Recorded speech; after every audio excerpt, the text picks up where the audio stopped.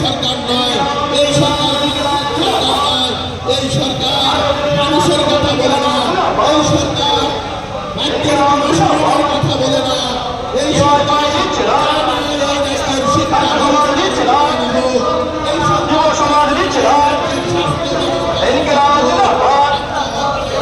চতুর্থ সম্মেলনকে সামনে রেখে আজকের মিছিলে দলে দলে যোগ দেন।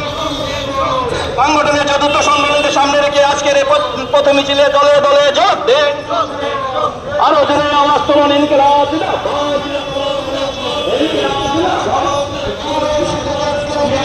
ধীরে ধীরে ধ্বংসের রাস্তায় নিয়ে যাচ্ছে।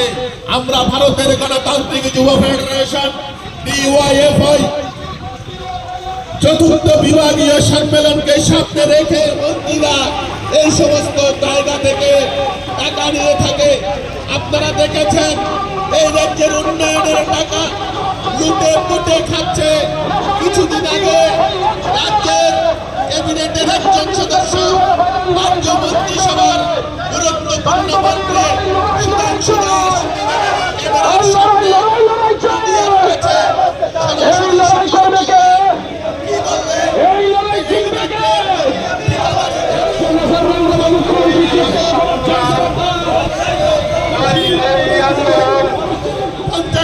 বেকারের চাকরি হতো, তাহলে গত 7.5 বছরে রাজ্যে প্রায় 50,000 বেকারের কর্মসংস্থান হতো। কিন্তু গত বিধানসভার অধিবেশনে দেওয়া তথ্য অনুযায়ী দেখা গেছে গত 7 বছরের নিয়মিত পদে সরকারি বিজেপির নেতৃত্বে রাজ্যের প্রতিটা গলি নেশায় ভাসিয়ে দিচ্ছেন।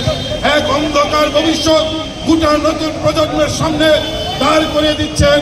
ফলে নতুন প্রজন্মকে বাঁচানো, নেশার হাত থেকে গোটা রাজ্যটাকে বাঁচানো, আর তার সঙ্গে বাড়ছে অস্ত্রের ঝলকানি, অস্ত্রের আমদানি, মাফিয়া, সমাজদ্রোহী, গুন্ডা, তাদের দৌরত্ব। প্রতিটি এলাকায় চুরি ছিনতাই বাড়ছে, রাজধানী বাড়ছে, খুন বাড়ছে, মহিলাদের উপর আক্রমণ বাড়ছে, ডাক্তার, চিকিৎসক, নার্সের উপর আক্রমণ বাড়ছে। বাদ যাচ্ছে না আমাদের রাজ্যের সাংবাদিক, সংবাদ মাধ্যমের অফিস, সংবাদপত্রের মালিকের বাড়ি, সবাই আক্রান্ত। আমাদের রাজ্যের পুলিশ, আমাদের রাজ্যের পুলিশ অফিসার, আমাদের পুলিশের থানার ইনচার্জ খুন হয়ে গেছেন নেশা কারবারের গাড়ির চাপায় পড়ে। আমাদের রাজ্যের কত কত পুলিশ অফিসার বিজেপির গুন্ডাদের হাতে আক্রান্ত হয়েছেন।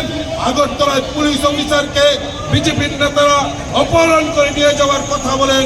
এই পরিস্থিতি থেকে কি করে বেরিয়ে আসা যায়, যুবকদের কি করে একত্রিত করে ডিএফআই মিছিলের লাইনকে লম্বা করে এই রাজ্যের দুঃশাসনের অবসান ঘটানো যায়, সেই নিয়ে ডিএফআই মুক্তি নির্ণয় কমিটি আগামীকাল আলোচনা করবেন। আর সেই বার্তা নিয়ে আজকের এই মিছিল।